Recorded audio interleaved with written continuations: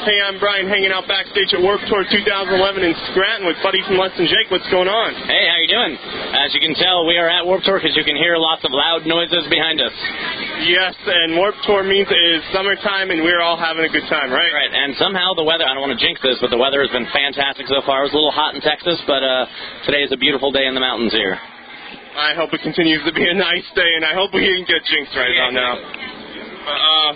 Anyway, you guys have a new EP out right now, I saw. Yes, this was our surprise attack. It was like a blitzkrieg. We recorded while we were home in May at Roger's house, and then instead of having like these 3-month build-up of crap press and all that kind of crap before something comes out and people just don't even care anymore by the time it comes out, we were just like, and it's out. Just no BS, just boom, here it is, and absolutely amazing. Exactly. I think that's our new plan of attack, so that's going to be how it rolls from now on, I think, for a little while. Just no suspense and build-up, just like, here it is. Exactly. Surprise. Surprise is your greatest asset. Now, so I'm guessing you're not going to say when the new album's coming out or when you think it's going to be coming out. Well, I think that's kind of part of what our plan is that there is no new album, so to speak. This is kind of how it's going to be. Like last October, we released the TV EP, which was all the cover songs and stuff like that. And then this time we were done with 5 songs, we recorded them, put them up. And I think that's how it's going to be. We're not going to just like gear towards a new record and have like the whole setup for a record. I think it's just going to be when we're home, we're going to record whatever we feel like recording and put it up.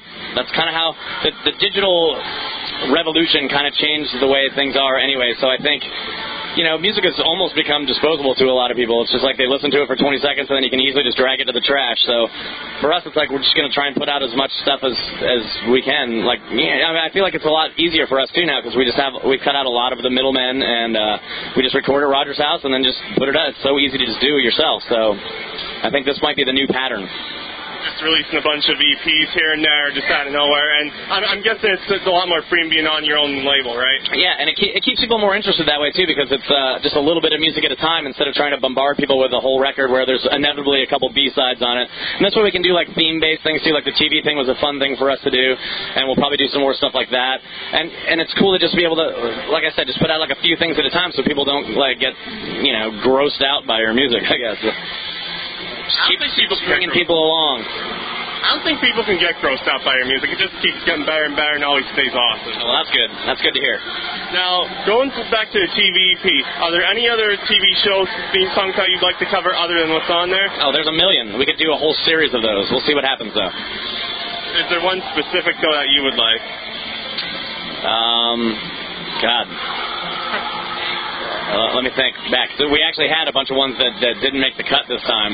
A couple of them were mine, too. Let me think. We were just talking about this the other day. I'm totally blanking on TV, especially with the cacophony of sounds behind me right now. I'm blanking on... I kind of want to leave it as a surprise, too, because, if I start saying stuff that I want to do, we're going to end up doing it, and then nobody cares anymore, again. True. So I guess we're better off keeping it a secret. Yeah. All right. So... I just want to mention that the last time I saw you guys was a few years ago back in Florida, and obviously I'm sure you get like a big, is that where you get your biggest crowd reaction from? I mean, it is where we're from, but I don't know necessarily if that's like our biggest fan base. We've just toured so much that we've created kind of like second homes all over the place. Chicago's always really good for us. The whole Northeast is good for us. But yeah, Florida, I mean, is where we're from, so we definitely get a riveting response while we're there. And any cool moments that you... Let me ask you a question. Where did you see us in Florida? Actually at Disney World at the House of Blues. Oh, right on. Okay. At Universal City Walk, actually, right? Or no, it's... No, it was Downtown Disney. It's Downtown Disney, that's what it is, yeah. Yeah, it was actually when GMBFLA came out. Okay, so a while ago then. Yeah, and it was just an awesome time, seeing you guys. You guys played like an acoustic set, a meet greet, and then like the actual show. Yeah, we played at the Virgin Megastore right there, I think, right? Yeah. Yep. I remember it very vividly. Nice. Jarring memories loose in the back of my brain. Synapses are firing that haven't fired in 3 years. Well, I guess that could be a good thing, right? That's right. You're kick-starting my brain. Thanks. No problem. And what's one, or I know you probably have many, but one cool moment that stands out, or whatever, at least maybe of recent, let's put that.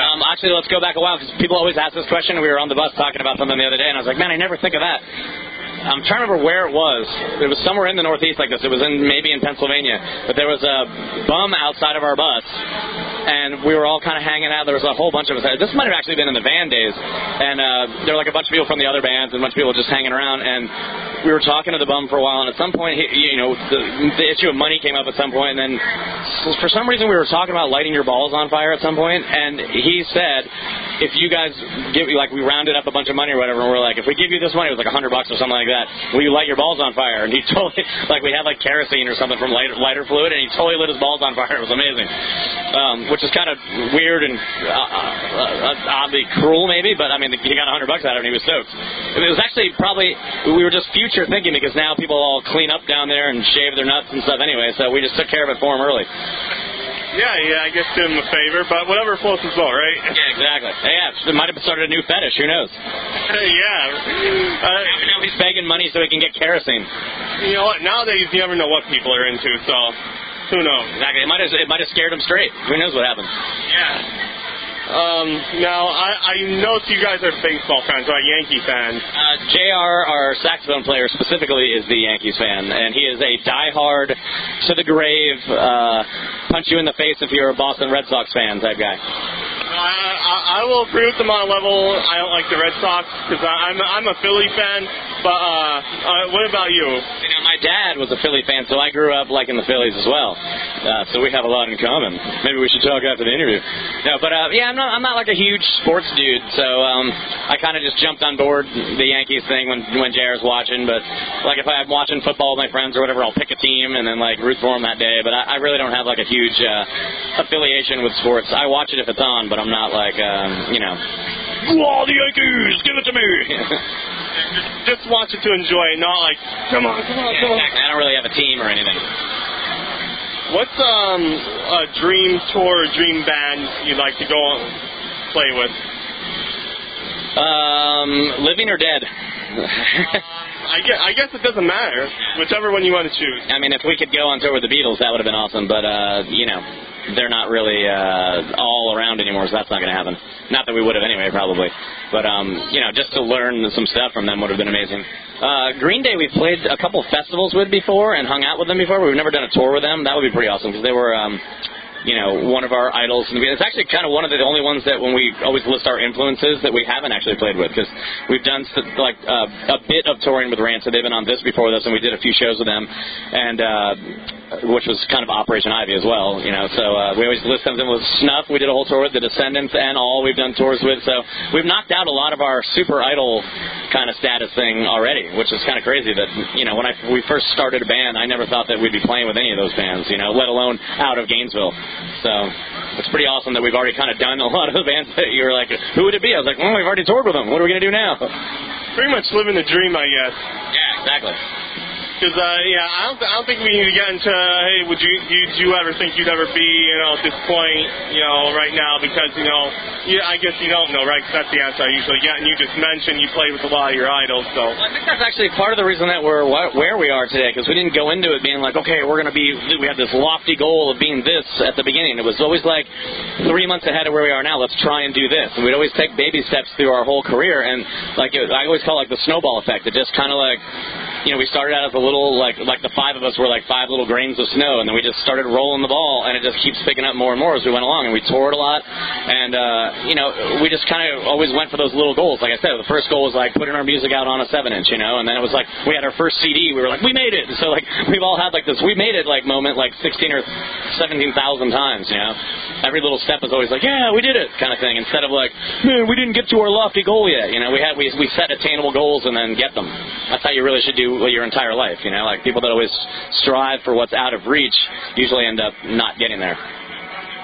Just gotta take it one step. Goddamn philosophical. Sounds pretty good.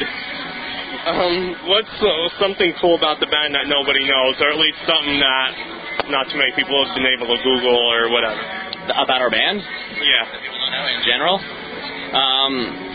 Everybody thinks that Roger's hair is really cool because it's dreadlocked or whatever, but all that means is that it smells, and when you're on an airplane and behind him, he throws his hair over the back of the seat and hits you in the face. It's not as cool as everybody thinks. I see. I got nothing there. I'll be honest. What do you guys like to do in your spare time? Well, we don't really have much spare time, but no. I guess we try to fill up our spare time with stuff to do. Vinny has another record label that he runs, Paper and Plastic, and Roger's in Rehasher and has a studio at his house and records bands while he's home, and I play in this other band called Coffee Project, and I do video stuff for our band. Chris likes to spend time playing with his own butthole. JR watches baseball incessantly. He used to manage bands, and right now he does a lot of stuff for our band on the side. So a lot of it is, just stuff that revolves around our band, and whatever else, we have time for, we try to fill it up with doing other things, that are productive, I guess. I like to cook and eat food at home when I'm home, as opposed to going out like the rest of the time when we're on tour. Now, I'm familiar with your band Coffee Project, but I don't know too much about it. Can you tell me a little bit about that? Sure. It's basically me and this guy, Jake Crown, who also actually plays in Rehasher, who plays drums in Rehasher. But the two of us both play guitar and stuff as well. And, in Rehasher, he didn't really write any songs or anything like that, so he had all these songs that he wrote, and I write stuff, too, that isn't really less than Jake-type material. So we were hanging out one day, and we were just kind of writing and stuff, and they were like, hey, why don't we just start something? So we both play acoustic, or it's acoustic and I play trombone, and he sings or I sing, and it's just like a duo that has a bunch of different stuff in it. And we have a couple records out. We have a 10-inch that came out on Paper and Plastic a few years ago, and then a full-length record that came out last year. And then we just, while we were home, recorded 9 more songs that we're going to try and space out on maybe split 7 inches and stuff like that on Vinny's label as well. Pretty much how the normal Less Than Jake stuff, just putting it out spontaneously. Exactly. Just get it out there. And what are some of your favorite bands that are out right now, or even bands that you're looking at on Warped Tour this year? Well, the bands that are out on Warped Tour that I've discovered so far are a band called Bad Rabbits is awesome. They're like a Motown sounding band. They do the electric slide and stuff while they're playing. It's pretty intense. A band called The Sharks from England is really good, Brit pop punk type stuff. I don't know. They do a Replacements cover, for instance, which is a good kind of basis of what they sound like. Let's see, who else is out here that I'm really into? A Day to Remember I'd heard of and seen them briefly a couple years ago when we did the Warped Tour, but I went and watched their set the other day. Those guys are monsters live. It's great. They have just the right amount of melody and stuff going on, mixed with this the intense kind of metal thing that's going around these days. I think that they balance out the sound right. I think it's pretty cool for the sound that's popular with the kids today. They're definitely really good at what they do. I find them to be interesting. They bring out a lot of nice antics on stage, too. They've stolen some of our shtick. They have a T-shirt cannon out there. They've got some beach balls and stuff. They definitely make it a fun show for everybody, that's for sure.